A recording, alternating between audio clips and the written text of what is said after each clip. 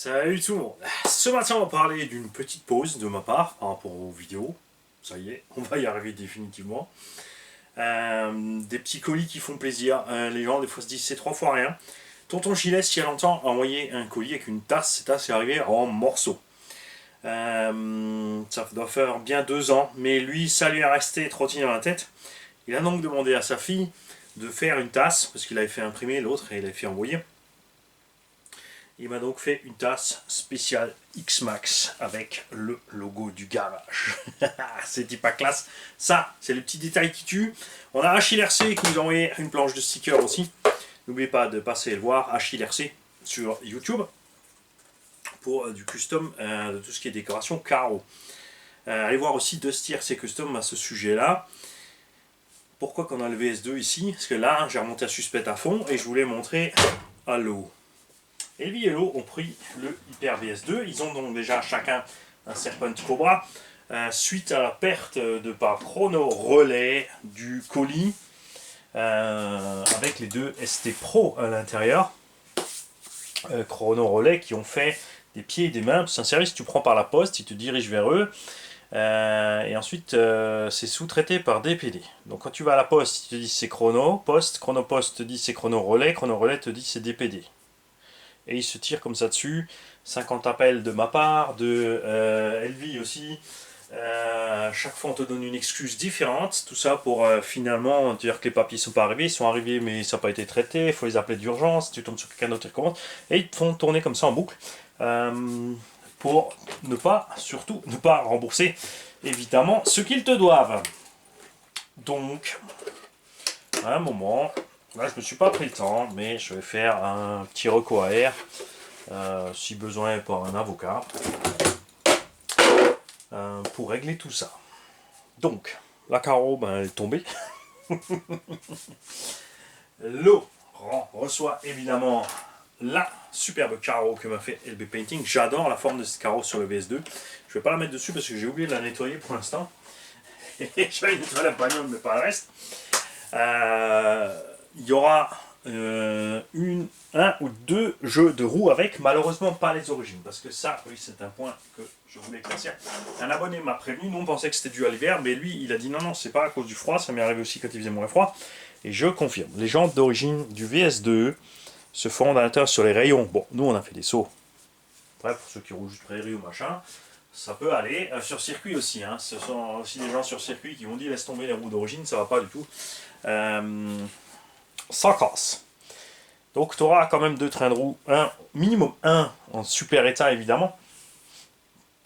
Tu as à bord un moteur 42-74 2000 kV avec un Max 10 RTR. Des gens qui m'ont dit non, le 42-74 tu peux pas le mettre sur le Max 10, il va brûler.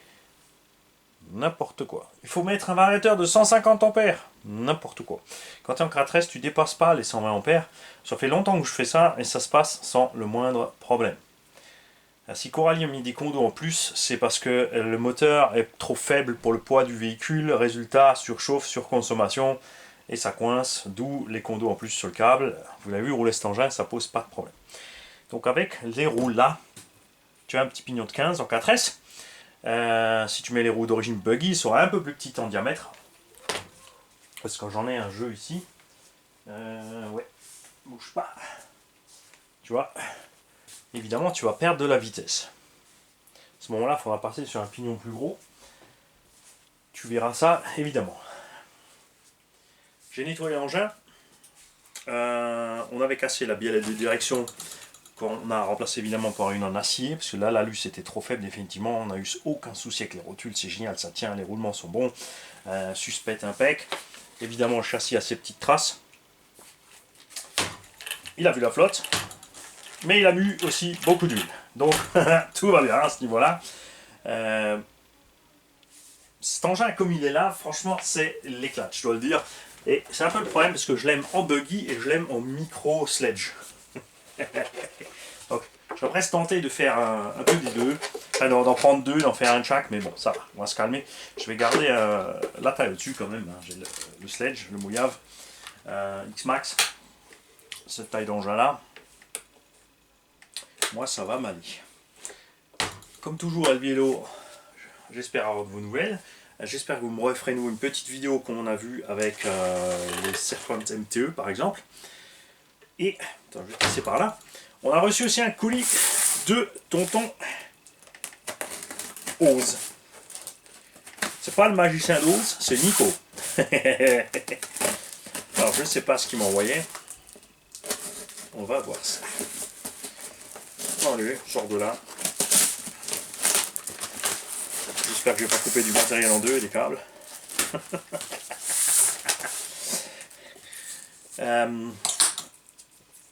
Avant de faire ma pause, je vais quand même encore envoyer tout ce qu'il y a derrière la caméra. Derrière la caméra, il y a tous les Obao qui ont été gagnés pour les tombolas, le Rogue gagné pour les tombolas, le Berserker. On va expédier le VS2 et il y en a encore. Le 10TT, le petit camion, le 10TT, le TT01, le petit camion Tamiya aussi va partir. Et pendant que je ferai ma pause, tranquille, je vais m'occuper du DBXL2, du Opao PRVS2 pour un abo, dont la carreau va très certainement partir chez Breeze RRC. Et un Summit, n'est-ce pas? J'ai un Summit à faire ici et ça va faire 2 ans. Alors, salut Mani. Parce que Manu, je sais pas qui c'est. Ouais, je sais, c'est la correction automatique, elle vous fait souvent écrire Manu.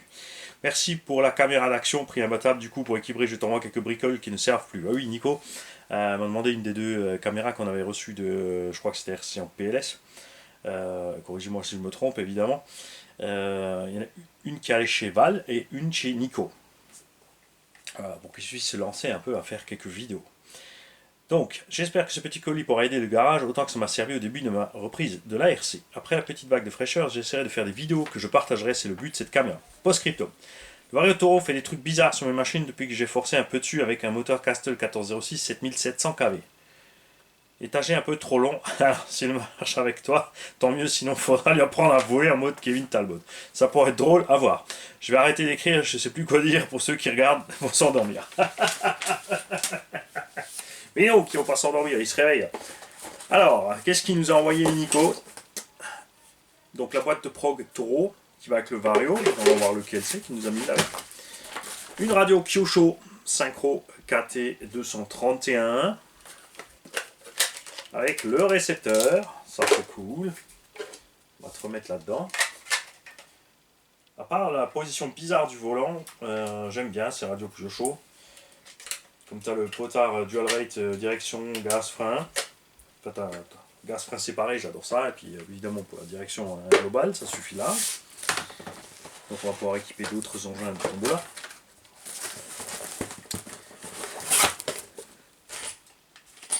Un petit kit d'outils qu'on pourra rajouter aux engins tombola. Un chargeur qui est dedans, Apsima qui est rien d'autre qu'un SkyRC IMAX B6 déguisé aux couleurs Apsima, marche en 220 et en 12 volts.